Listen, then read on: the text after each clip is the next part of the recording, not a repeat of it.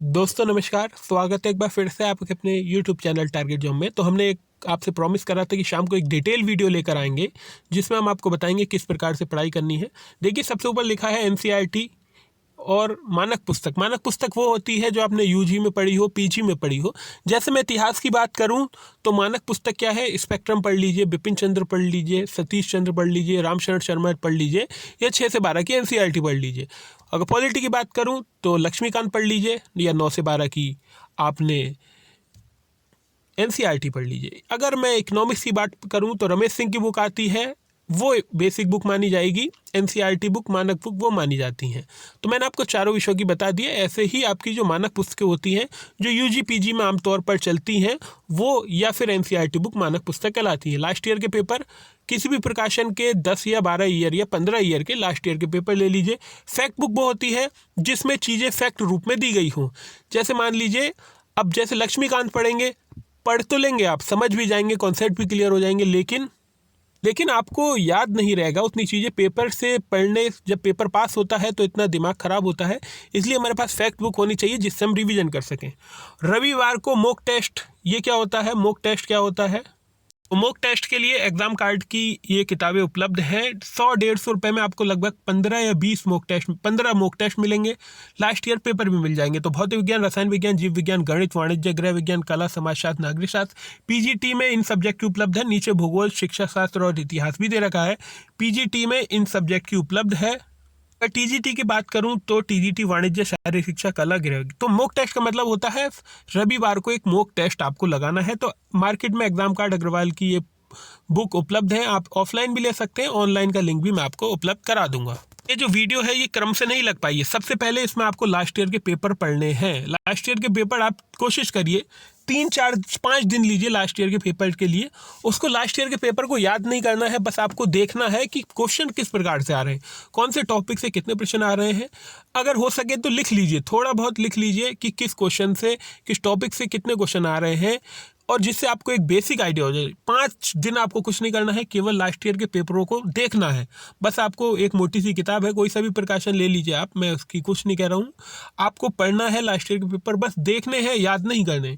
उसके बाद जब आप लास्ट ईयर के पेपर देख लें, उसके बाद आपको एनसीईआरटी या मानक बुक जो मैंने आपको बताई, यूजी पीजी में जो आप पढ़ते हैं, मानक बुक जो कहलाती हैं, उनको कोशिश करनी है कि 30 दिन में, कितनी भी मानक बुक हो, 30 दिन में आपको 2 बार पढ़ लेना है। लगभग 12-13 घंटे प्रयास करेंगे आप पढ़ाई का, तभी ऐसा संभव हो पाएगा। मानक पुस्तक को 2 बार रिवाइज करना है, 30 दिन का समय देना है। जब आपकी मानक पुस्तक हो जाए तो मार्केट में गाइड आती हैं, कोई से भी प्रकाशन की गाइड ले लीजिए। सभी प्रकाशन अच्छे होते हैं, थोड़ी बहुत 19-20 का अंतर होता है, लेकिन सभी प्रकाशन अच्छे होते हैं। गाइड का मतलब होता है कि कोई सी भी, जैसे यूपी टेट की गाइड आती है, एक ही बुक में सब कुछ होगा। जैसे सी टेट की आती है, ऐसे ही मार्केट में बहुत अच्छे पब्लिकेशन की गाइडें।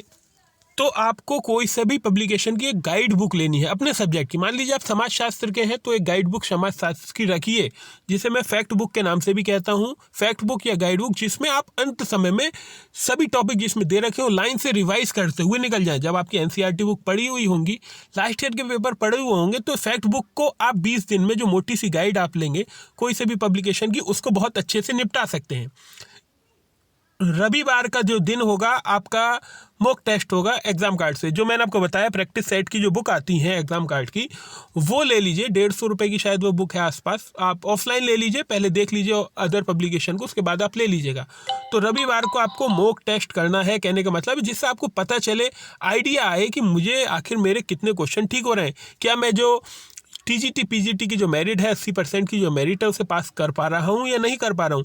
ये सब आप जब अपनी पढ़ाई 1 महीने की पूरी कर लें, उसके बाद ही मॉक टेस्ट लगाइएगा। अगर आप शुरू में मॉक टेस्ट लगाएंगे तो आपको लगेगा कि मेरा सिलेक्शन नहीं हो पाएगा, मेरे नंबर काफ़ी कम आ रहे हैं।